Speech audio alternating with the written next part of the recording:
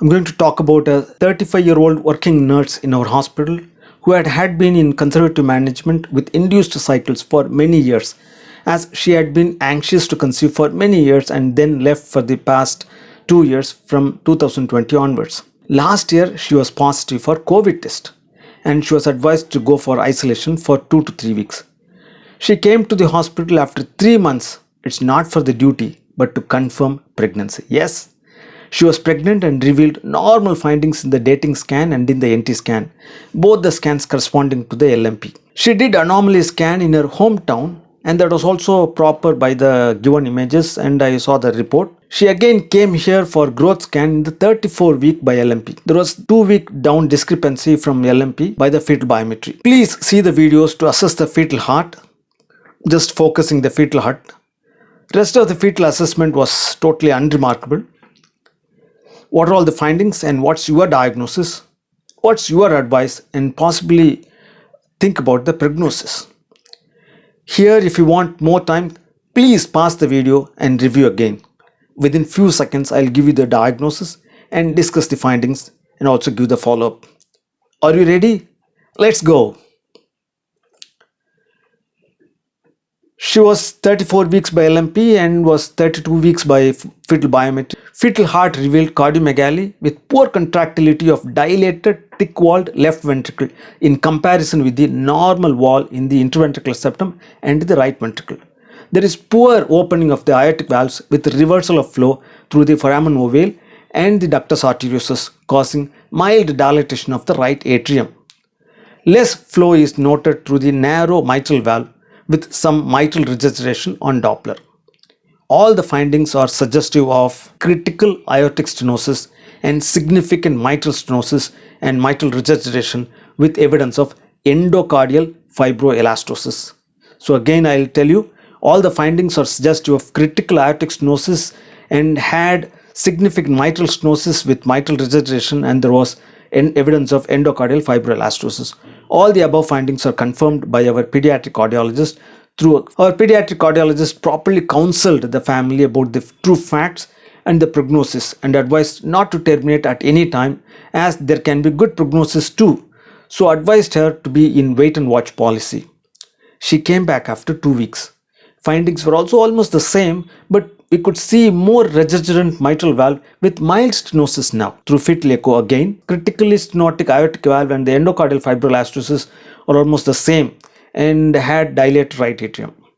After a week, she had seizure and underwent emergency cesarean section with a 2.3 kg baby delivered.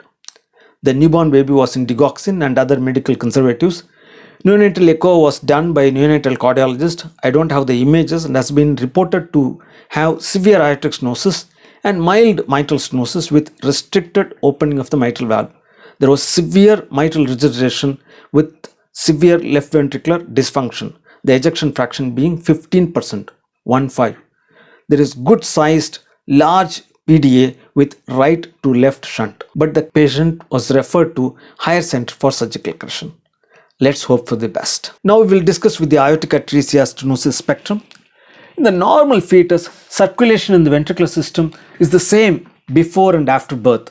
But the right atrium and the pulmonary arteries are different in the fetal circulation and in the neonatal circulation. The right atrium delivers the blood to the right ventricle through tricuspid valve and also to the left atrium through foramen ovale. And major portion of pulmonary arterial system is connected to the aortic system through the ductus arteriosus, and some part of the blood circulation fills the lungs. That's the basics. With that simple background, now we can discuss about the fetal aortic stenosis spectrum from mild aortic stenosis to critical aortic stenosis, or aortic atresia to hypoplastic left heart syndrome. The same spectral pattern can occur in the pulmonic system too. We will discuss about aortic spectrum here. I am giving the differences between the mild aortic stenosis and the critical aortic stenosis by the picture and also by the table. Please go through it and you can pause the video if needed. I have also added the diagrammatic comparison of the heart of the infant in mild aortic stenosis and aortic atresia. Mild aortic stenosis can be easily missed in all the trimesters if the fetal position and the maternal pattern are not favorable, but still Many cases have been reported even at first trimester by transvaginal study at 13 to 14 weeks. However, critical aortic stenosis can be easily diagnosed even in the first trimester and never to be missed even in the late third trimester. Critical aortic stenosis and the aortic atresia have almost the same findings except the highly increased reverse flow through ductus arteriosus, which indicates aortic atresia. Both of them will have fibroelastosis more commonly in the aortic atresia. The recommendations of fetal aortic stenosis are usually have to have follow-up every 2 to 4 weeks accordingly to see the progression and worsening of the disease. We can see the progression of aortic stenosis in the second trimester to become hypoplastic left heart syndrome in third trimester, which is well known.